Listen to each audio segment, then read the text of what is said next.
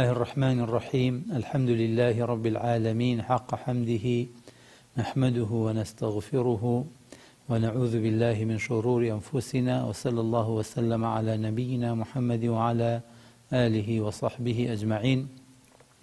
إيمان داراني بريس بينراني بريس همو كساني كي جويان لمانا صلاوي خواي قورتان لي بيديارا قۆڕخکاری یەکێکە لەو شتانەی کە ئیسلام حرامی کردووە، وەکو پێغەمبەر صلی الله عليه وسلم لە چەند فەرمودەیەکی صحیحە ئەفەرمێ من احتكر فهو خاطئ یا لا يحتكر إلا خاطئ.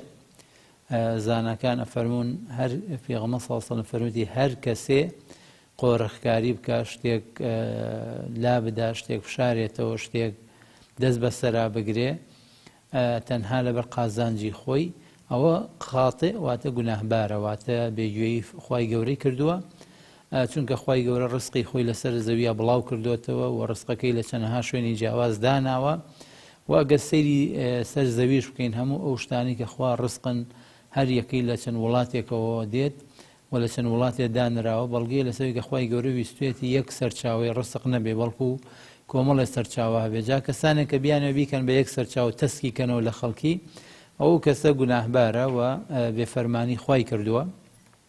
و دیارە ئەو شتانش کە زانەکانە فەرمووی حیکمەت لەوە ئەوەیە کە ناڕەحەتی لەسەر خەڵک نەمێنێ، یعنی ڕەفعی مەشەقە بکرێت لەسەر عامی خەڵکی، لەسەر زۆرینەی خەڵکی. و ئەو شتانش دیارە کە وابێت هەندێک شت هەیە دیارە بە ئیحتیکار دانانرێ، بۆ نە کەسێ خۆی شتێکڕێ بۆ خۆی، ئەو بە ئیحتیکار دانانرێ، بەڵام کەسێک هەڵی گرێ و بیشارێتەوە بۆی بیفرۆشێ بە گرانتر، بە تایبەتی لە کاتی گرانیە و بە تایبەتی کە خەڵک پێویستیان پێدی، وەکو خواردن و ئەوانە، ئەو خواردانەی کە زەڕورن وەکو ئارد و وەکو ئەوانەی کە خەڵک بە زۆری بەکاری هێنن، ئەوە پێی ئەوترێ ئیحتیکار، پێوتێ قۆڕخکاری. جایتر کابرا بیشارێتە لە مەخزنێکە یاخود لە چەند وڵاتەوە بێ هەمووی دەست بەسەرا بگرێ، وەکو لە حەدیثێکە هاتووە ئیمامی ئەوزاعی تەفسیریەکە فەرمێ من یعترض السوق، و کەسانی کە پێش ئەوەی شتەکە بگاتە بازاڕ ئەوان ئەیکڕن و لای خۆیان هەڵێگرن بۆی دوایی بە گران بیخەنە بازاڕەوە. و ئیمامی ئەحمەدیش هەر فەرموویەتی حوکرە بریتیە لەوەی کە کەسێک شتێکە کڕێ بۆ ئەوەی کە دوایی بە گرانتر بیفرۆشێ بۆی خەڵک تووشی عەزیەت بکە.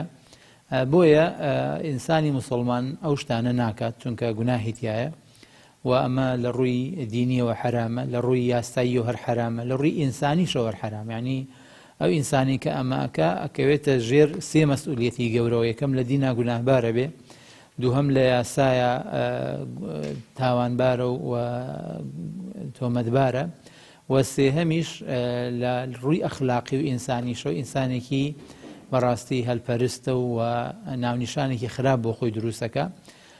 بۆیە پێویستە هەموو بازرگانێکی موسڵمان ئاگای لەوە بێ کە ئێمە نابێت چاو لەوە بکەین کێ ئەم ئیشەکە، ئێمە بێت چاو لەوە بکەین ئێمەی موسڵمان چیمان لەسەر واجبە. بۆیە لە شەریعەتی ئیسلامی هەندێک شت هەیە حوکرەیتیان نییە، یعنی قۆڕخکاریتیان نییە، وەکو شتانی کە زۆر زەڕور نین. یعنی خەڵک وەکو پێغەمبەر صلی الله علیه و سلم فەرموویەتی هەرچەندە حەدیثەکە ضەعیفە، فەرمێ لە خورمایە حوکرە نییە، بۆ لەبەری خەڵک پەکی لەسەر خورما ناکەوێت. یعنی بەڵام گەنمە و جۆیە و بڵێن ئەو شتانەیە کە دانەوێڵەن و خەڵک پێویستێتی بۆ ئاردە بۆ هەر شتێکی ترە، ئەو شتانە زیاتر بە ئینسانی موسڵمان ئاگای لێبێ. بەڵام کەسێک لە کاتی هەرزانیا کڕیوێتی و ئێستا گران بووە، ئەمەش وا باشە بە سیعری خۆی بیفرۆشێ، ئەگەر بە سیعری گرانیش بیفرۆشێ تاوانبار نییە، بەڵام ئەو خێرە گەورەی لە دەست دەرەچێکە بریتیە لەوەی کە چاکە لەگەڵ مەخلوقاتی خوا بکەیت، چاکە لەگەڵ خەڵکا بکەیت و چاو لە تەماحی دنیا نەبێ و چاو لە ئەجری خوای گەورە بێت، ئەوە ئەجرەکەی زیادە. بەڵام وەکو ئەو کەسە گوناهبار نییە لە کاتی گرانیە ئەیکڕێ و بۆی بە گرانتر بیفرۆشێ یا بۆی دەست بەسەر بازاڕا بگرێ. جا چ کۆمپانیای بێت، چ دەوڵەمەندێ بێت، چ هەر کەسێ بێت، هەر شتێ بۆی ناڕەحەتی بۆ خەڵک دروستکەیت حرامە و ئەکەوێتە بەرەو حەدیثە. ئەو شتانی تریش کەوتمان ناڕەحەتی دروست ناکە، میوەیە یا هەندێک شتە کە نەش بێ خەڵک پەکی ناکەوێت، جلو بەرگە یا هەندێک ئەدەواتە، ئەوانە لە شەریعەتی ئیسلامی حرام نییە.